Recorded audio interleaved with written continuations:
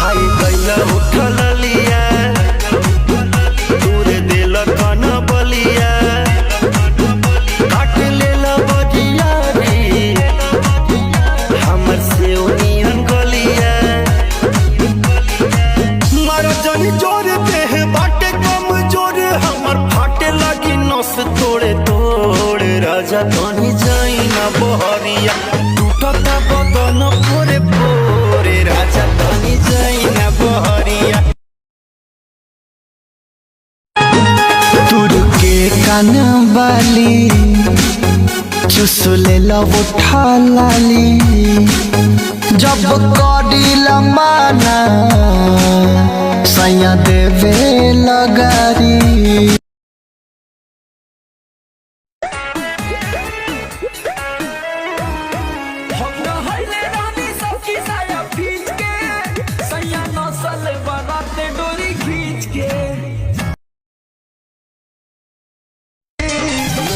से आइले रहे फोनवा उस खाइल जाता जी राजा जी